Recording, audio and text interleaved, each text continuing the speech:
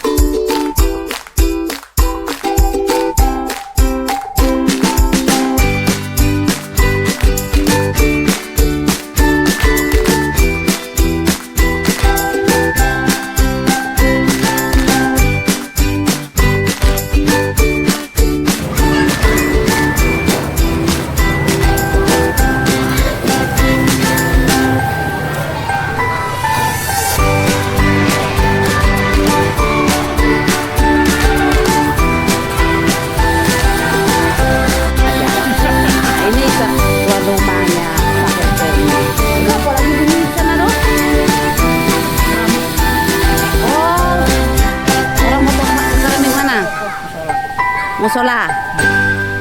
Serbaguna. Oh. Ini kan bantuan guru-guru sertifikasi. Ya itulah dibilang Kak, saya bilang tadi, elok lah Kak. Hah?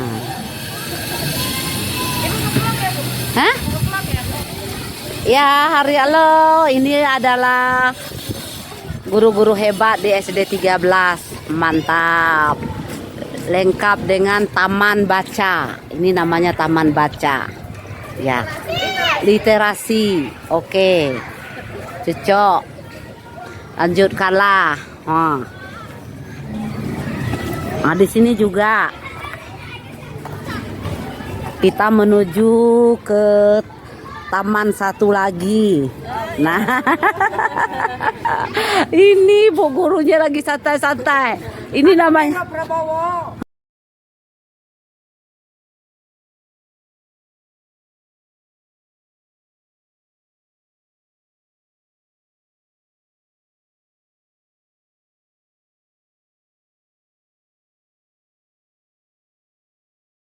kali ini agenda kita adalah di dalam KKG Gugus Sultan Taha Kota 1 Muara Bulian, yaitu mengobservasi pengelolaan kinerja, yaitu Bapak Kepala Sekolah Bapak Muhammad Afandi SPD.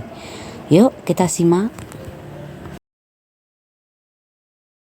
Waalaikumsalam warahmatullahi wabarakatuh. Selamat siang, salam sejahtera untuk kita semua. Shalom, Om Swastiastu, Namo Buddhaya, salam kebajikan.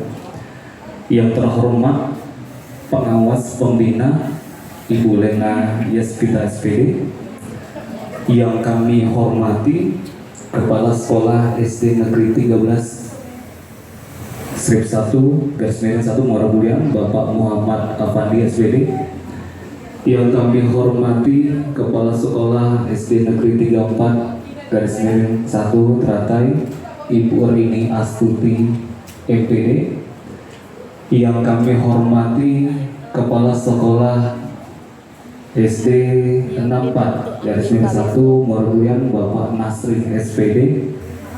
Yang kami hormati Kepala Sekolah Madrasah At-Tahiriyah Ibu Haja Komaria SAD.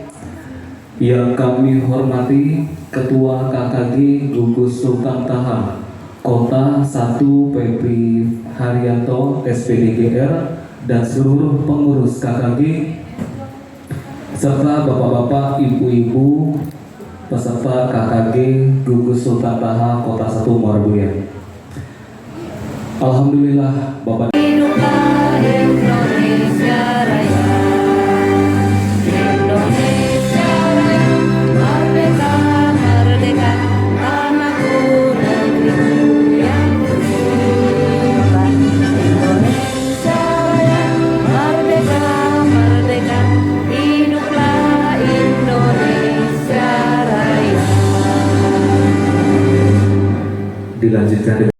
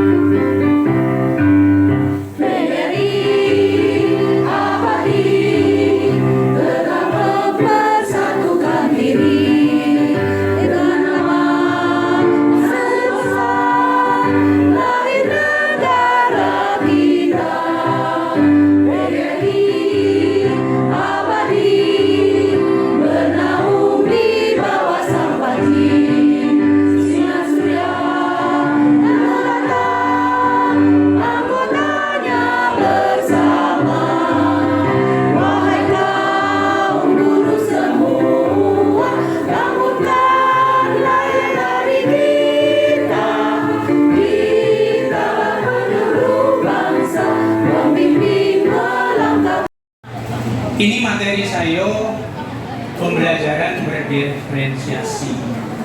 Tapi sebelum itu ada latar belakang karena saya harus menyampaikan praktek baik. Jadi ada hal-hal yang selalu setiap saya isi materi di mana aja itu selalu saya bawakan.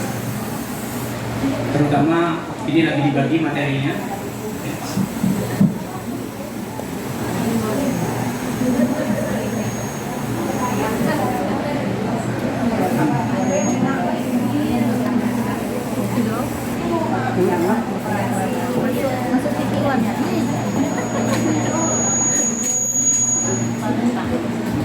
Mau masuk TV1? Nampak Pak Menteri. Iya, ini sampai ke sana nih. Coba yang di depan aja yang dibaca karena itu terlalu panjang. Jadi anak belajar dari kehidupannya.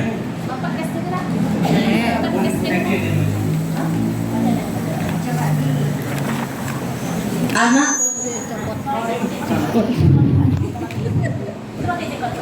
Tidak mengajakmu.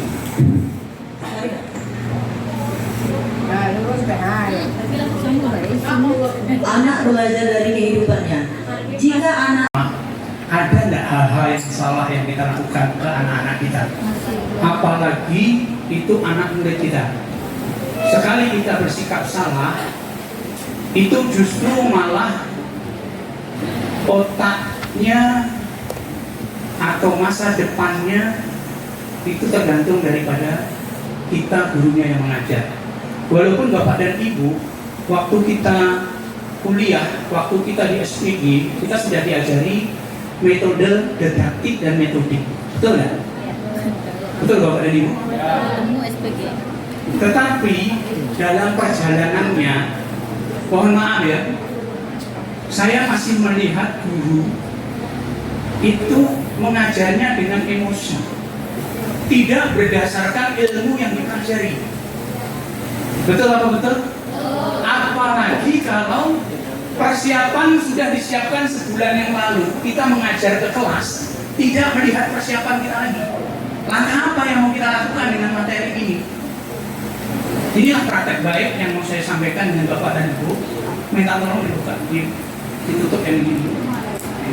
Saya akan menjelaskan tentang konsep otak yang apa. Ibu bisa tengok di belakang brosur itu. Palabok pada tahun 2000 terus kok. Pada tahun 2000 itu menemukan ternyata penelitian tentang otak. Ada beberapa biarawati memang sudah dijadikan sebagai donor untuk penelitian otak. Itu otaknya dibelah-belah, dipotong-potong ketika mereka sudah meninggal. Jadi di situ ada yang tebal, ada yang tipis, ada yang sarafnya tebal, ada yang tipis. Setelah diteliti, di dalam otak itu ada 3 hal yang perlu Bapak ketahui. Jadi ada namanya limbik, ada yang namanya batang otak, ada yang namanya korteks. Yang hitam ini namanya batang otak. Pakai cat mas naikin. Yang bawah. Nah, nih, turunin. Ya. Nih, ada yang namanya limbik warna merah. Ada yang namanya batang otak. Ya, warnanya hitam. Ada yang namanya korteks, ini topi berpikir. Jadi di situ ada ciri-ciri. Ketika bisa digeser nggak mas ke sini? Yang ini, ya. Oh, terus pertama batang otak dulu, cari batang otak. Geser. Kalau tidak kecil, Ibu bisa tengok di situ ada yang namanya batang otak. Ketika ditegur, dimarahi, ya, diejek, batang otaknya ini akan menebal lapisan. Tiap hari digertak, ya. Tapi metode belajar guru di situ Kualitas kuning ya. berarti. Kuning apa? Merah? Oranye. Ini harus kita sadari, kita harus introspeksi setelah 2013 di metode belajar kita yang kena. Yang lain dari saksi, SK13 itu numerasinya bagus, literasinya bagus. Tapi metode belajarnya ini terus terang. Kita sampaikan, inilah saatnya kita berbagi baik. Apa yang salah? Seperti yang saya sampaikan tadi, didaktik dan metodik kita sudah diajar, ilmunya sudah tahu. Tapi ketika di depan kelas, kita masih terbawa emosi. Tidak menggunakan ilmu kita untuk mengajar anak kita. Sehingga apa yang terjadi? Ya, kalau terus-menerus anak, ya, ditegur, dimarah-marahi, dia tuh perlu bertahan. Dia akan mendebat kalau tidak nyaman. Makanya yang tebal adalah batang otak. Ini kata saya dan ini adalah sudah menjadi penelitian. Terus di mana letaknya kita mendidik benar itu? Kalau yang kita sentuh adalah limbik, dikenal sebagai tempat rasa sayang. Walaupun itu bukan anak diri kita, dia yang berkembang adalah limbik, pusat emosi. Semua persepsi masuk melalui pusat ini. Pengalaman sayang, kebaikan, rasa kasih, penghargaan, rasa peduli, membuka pintu berpikir yang lebih tinggi. Itu yang paling penting kita pahami. Kalau kita mengajar dengan rasa sayang, walaupun itu bukan anak kita, anak orang lain, apalagi anak kita, pusat emosinya atau limbiknya ini akan berkembang. Dia akan menghargai kita sebagai guru. Dia akan ingat terus bahwa gurunya juga sayang sama dia. Ini yang akan membuat korteks. Nah, ini topi berpikir ini namanya biru ini adalah bagian dari kerja sekolah. Kalau di sini tadi semua akan ditolak, walaupun hari itu patuh. Tapi suatu saat, awas.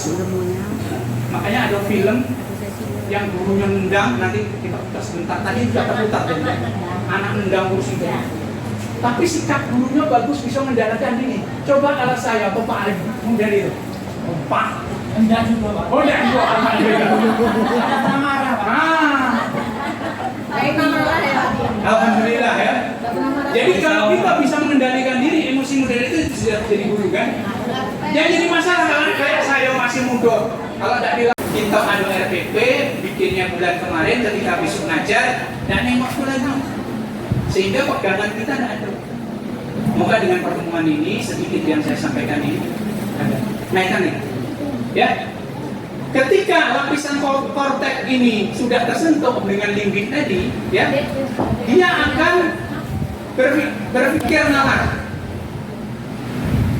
rencana dan mengatur, berbicara dan bahasa, penglihatan dan pendengaran, muncullah kreativitas. Jadi kalau pelima dimunculkan di sini, ya. Oke, nanti bisa dipelajari di rumah, pelan-pelan ditengok minimal untuk anak-anak kita dewek. Aku kok anakku melawan ya? Aku yang salah dengan mak atau bapak. Itu saya terapkan di diri saya sendiri, anak saya sendiri, apalagi Rasulullah SAW melalui sahabatnya itu menyampaikan bahwa tahap pendidik anak menurut Rasulullah itu ada 3 hal. Umur 0 sampai 12 tahun, jadikan anakmu sebagai raja. Gimana kita memperlakukan sebagai raja? Raja kan dia ambu-ambu dah. Ujian. 12 sampai 14 tahun, jadikan anakmu tawanan perang. Nah, ini baru disiplin. Ketika 15 tahun sampai akhir balik, jadikan anakmu sebagai sahabat. Diajak diskusi. Nah, belanja ini dulu ini. Jadi karena gurunya juga banyak, jadikan jadi sahabat. Diajar kepercayaan dan sebagainya. Tapi ketika usia kelas 6 SD sampai SMP kelas 3, itu tawanan perang. Jadi disiplinnya harus semua dibikin jadwal. Oh, oke. Itu pengantar saja. Balik ke materi pembelajaran berdiferensiasi. Saya tidak perlu panjang-panjang. Yang penting ada pesan. Mohon maaf, pengalaman saya dari pemateri, saya asesor PAUD tingkat nasional. Tepuk tangan. Tapi masanya nggak mewah.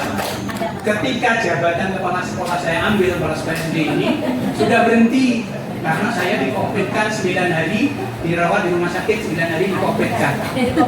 Ketika di-COVID-kan itu, saya harus asesmen, tidak lulus lagi karena sudah dinyatakan sama dokter tuh tidak bisa lagi. Mantan COVID. Karena di-COVID-kan.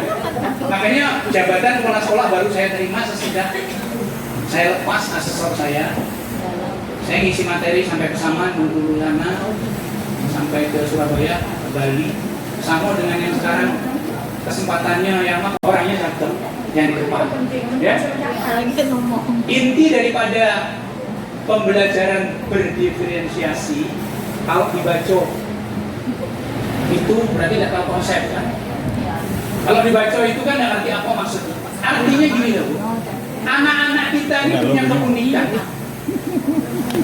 Ada cara belajarnya kalau dengar, ada cara belajarnya kalau melihat, ada cara belajarnya kalau melakukan. Kinestetik, auditory, visual, jelas kan? Jadi maksudnya kita melakukan pembelajaran berdiferensiasi itu artinya kita guru harus pandai-pandai. Oh, anak kita tuh senangnya kalau ini diceritain, kalau ini sambil kerja melakukan. Berdiferensiasi. Nah, berdiferensiasi itu bermacam-macam. Anak-anak itu punya keunikan masing-masing. Jadi tidak semuanya senang dengan ceramah, tidak semuanya senang dengan latihan dengan kerja hasta karya. Jadi kita sebagai guru harus pandai-pandai memfasilitasi cara belajar anak-anak itu secara keseluruhan. Inilah dasarnya kenapa anak kita kemarin semuanya dinaikkan kelas. Kenapa? Karena tidak semuanya bisa dinilai dengan Tulisan asesmen. dengan asesmen dalam bentuk A, B, C, D. Dan cukup dengan dia suruh ngomong dan dikasih pertanyaan, oh ini ada nilainya. Itu maksudnya. Jadi anak-anak kita itu sebetulnya istimewa, tidak ada yang bodoh. Yang membedakan mereka adalah kecepatannya. Wow, untuk Charlie Stone ini hebat. Oh ini untuk Astakarya hebat. Oh ini untuk tampil hebat. Memang ada yang itu. Ada yang hebatnya nari. Tapi di pelajaran matematika mah gimana nggak harus kita naikkan? Kalau semuanya diikut biak-biak. Kalau dalam teori PAUD itu ada 10 kecerdasan, tidak cuma Charlie Stone. Baca tulis hitung itu cuma sebagian kecil daripada kecerdasan anak. Makanya tidak adil kalau mereka tidak dinaikkan. Ada 10 kecerdasan yang harus dikupas dari anak-anak itu, yang harus dimunculkan. Itulah inti daripada pembelajaran berdiferensiasi. Cari kopi, ya. Nah, yang penting adalah tujuan utama daripada pembelajaran berdiferensiasi adalah memastikan bahwa setiap anak dapat mencapai potensi maksimal mereka. Mereka merasa termotivasi dalam proses belajar. Artinya gimana kita nyiptakan kelas, anak kita itu semua senang. Ya, belajar dengan kita itu senang. Gampang sebetulnya. Ngetes anak kita senang dengan kita dengan datang. Kalau kita tidak datang mereka hore, berarti kita nggak aja. Tapi kalau dia mengharapkan kehadiran kita, ibu datang, berarti kita berhasil aja. Cukup demikian, terima kasih. Assalamualaikum warahmatullahi wabarakatuh. Wow, luar biasa. Yuk kita tepuk salut yuk. Tepuk salut. Salut, salut. Salut, salut. Salut. Nah itu dia. Oke. Nah intinya begini, biar saya komen sedikit. Pembelajaran berdiferensiasi itu kalau menurut kenyataan dunia ini kita umpamakan sama dengan kita pergi ke kondangan yang disiapkan adalah hidangan ala Prancis, prasmanan. Yo, Pak, ayo. Nah, di dalam prasmanan itu bermacam-macam lauknya, ada ayam, ada ikan, ada lele, ada bermacam-macam. Nah, yang kamu undangan datang, terserah mau mengambil yang mana. Mau mengambil daging, ada daging. Mau mengambil semuanya boleh, atau mau mengambil salah satunya juga boleh. Nah, kiasannya dengan guru, kayak kita guru mengajar di kelas. Metode yang kita gunakan itu bermacam-macam pula. Terserah anak kita itu, kata Pak Pandi berdiferensiasi tadi, oh dia hanya mendengar bapak ibu gurunya ngomong doang, ceramah doang, paham dia? Nah, oh enggak, tadi ibu guru menyiapkan fokus, terus video pembelajaran yang disajikan dengan anak-anak. Wih, ada juga anak tuh, paham dia dengan video tadi. Nah, ada lagi apa namanya audien. Mendengar saja, apa namanya tuh audio visual, apa suara saja. Nah, anak-anak paham. Nah, itulah pembelajaran berdiferensiasi itu kita umpamakan. Jadi tidak ada kita harus mengelompokkan anak yang seperti kita ngomong kemarin tuh, mindset kita itu harus kita samakan. Dulu kita berpikir anak tuh harus di kelompok-kelompokkan. Ini anak yang bisa mendengar saja, ini bereksperimen, ini enggak. Terserah ibu guru. Makanya di dalam pembelajaran itu ibu guru atau bapak guru harus menyajikan berbagai macam metode. Terserah murid mau tahunya tentang metode apa. Ya, bermacam-macam model. Jadi tidak ada pengelompokan anak. Kata Pak Pandi tadi, seutuhnya, holistik, seutuhnya kita. Nah, gitu ya. Itu supaya kita menyamakan mindsetnya. Jangan ada anak-anak yang terisolir. artinya kita pisah-pisahkan oleh guru. Terserah ya tadi. Itulah yang dapat kita sampaikan. Nah, untuk selanjutnya ada lagi ya, jam berapa Bu? Jam. Masih ada untuk Bu Nur sampai jam 12 ya. Materi baru lagi. Jadi materi baru lagi khusus untuk Bu Nur kita sampaikan. Mari kita dengar sama-sama. Nih serahkan dengan pembawa acara. Sama-sama kita sudah melihat dan mendengarkan bersama paparan materi dari Pak Afandi. Selanjutnya kita akan melihat dan menyimak sebuah materi kembali dari Ibu Nur. Ya, kepada Ibu kami silakan.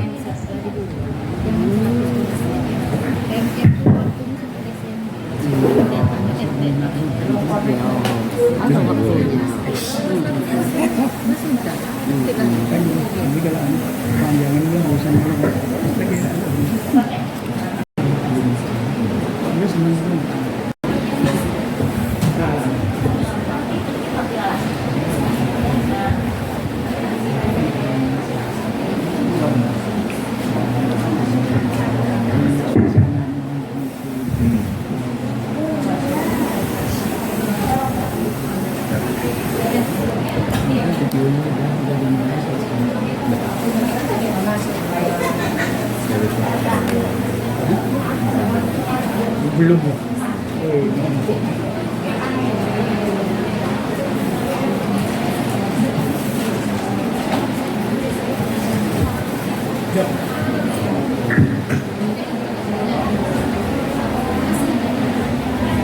Oke, bismillahirrahmanirrahim. Assalamualaikum warahmatullahi wabarakatuh.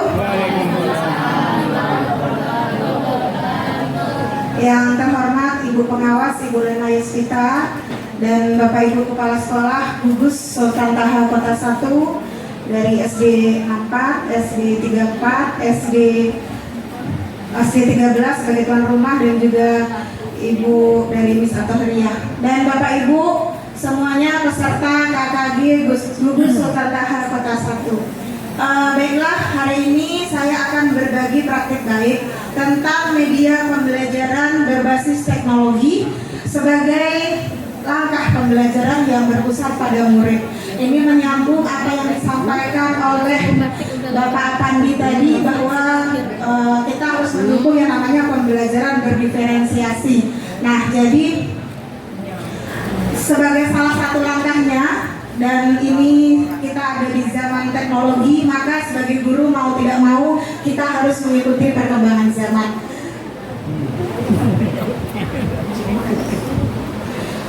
Izin perkenalkan diri, mungkin sebagian sudah banyak yang kenal ya Bapak Ibu ya. Nah, mungkin ada yang baru belum kenal. Nama saya Nur Aidatus Sa'diah SPD. Kami bekerja di SD 34 1 Teratai.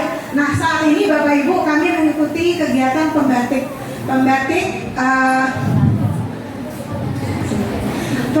level 4. Nah, jadi ya, pembatik level 4 ini se-Provinsi Jambi itu diambil 31 besar. Dan alhamdulillah saya ada 2 orang dari Kabupaten Batanghari, saya dan ada Pak Joko dari SD 77 Pangerokan. Nah, jadi di level 4 ini kami harus berbagi praktik baik yang telah dilakukan. Oke. Nah, Bapak Ibu, sebelum kita mulai, kita mau main games dulu, boleh? Mau? Oke. Kita main games.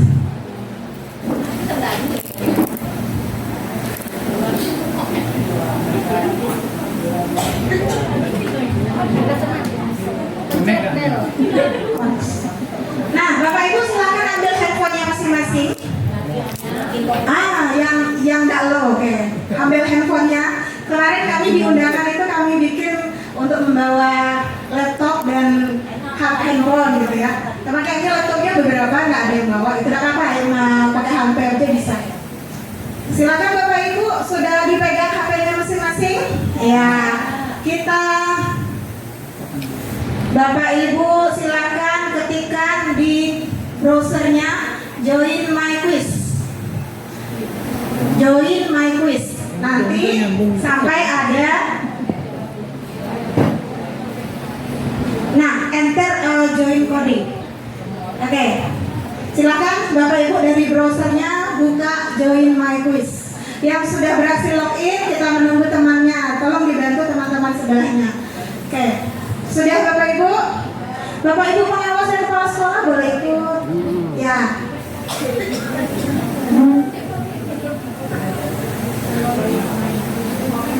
Sudah Join My Quiz? Nah, di situ nanti tinggal menunggu kode. Silakan kita masukkan kodenya ini.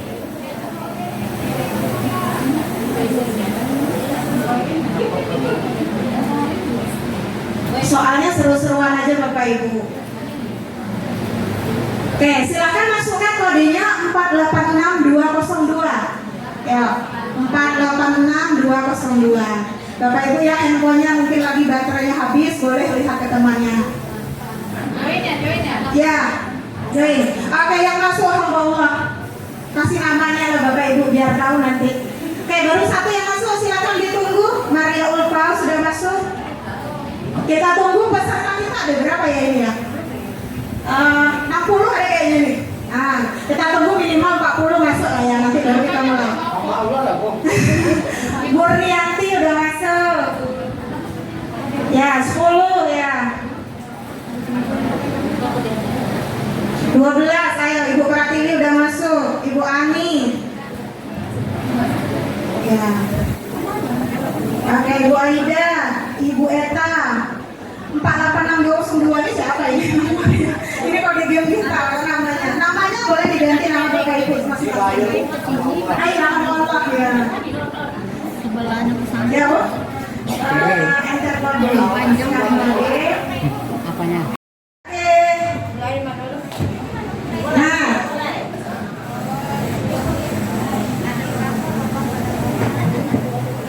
Nah, silakan ada di handphonenya masing-masing soalnya. Nah, ini soal tes mata, yaitu tes kecermatan mata Anda. Ya, silakan dijawab.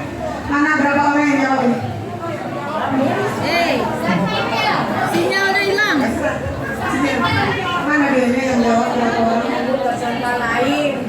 Baru 20. 22, ayo masih 23 yang jawab.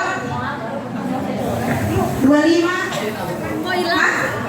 Saya hilang, Bu. Keluar. Kotanya enggak ada. Dia sudah jawab, kita menunggu teman. Kita sampai itu 28 baru yang menjawab.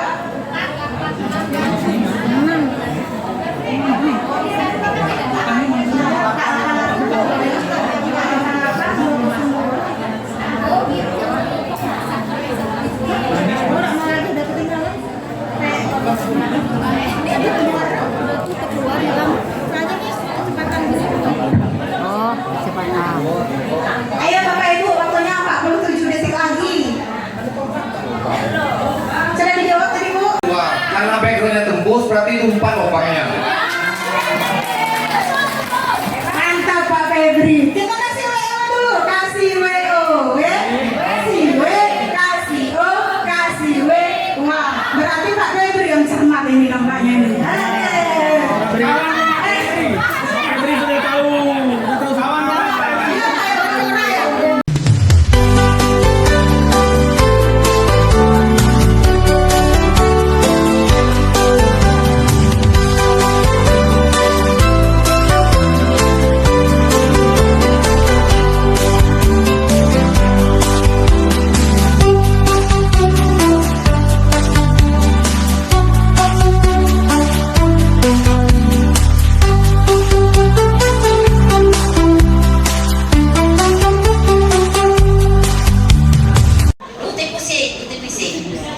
Jadi AMBK anak sedang proses. Besok Senin udah mulai. Nah itu bohong. Upaya katanya nggak usahlah dia apa-apain anak-anak tuh biasa saja. Itu bohong sepertinya. Kalau tidak dia apa-apain, mun anak tidak tahu membaca, tak mau membaca. Cara memahami Apa namanya itu soalnya sepanjang komputer itu malas dia membaca, akhirnya tebak-tebak buat kancing baju, ya kan? Tebak jenggo, basing aja dia menjawabnya. Makanya literasi itu harus kita tingkatkan. Literasi bagaimana anak gemar dalam membaca, mau dia baca. Beberapa hari kemarin kan sudah kita pelajari tentang bagaimana untuk meningkatkan gemar membaca literasi kita tuh di sekolah itu. Ya, adakan 15 menit, masih ingat programnya? 15 menit sebelum pembelajaran dimulai, baca. Ada hal-hal yang tertentu membaca rame-rame di halaman sekolah, di luar, di taman.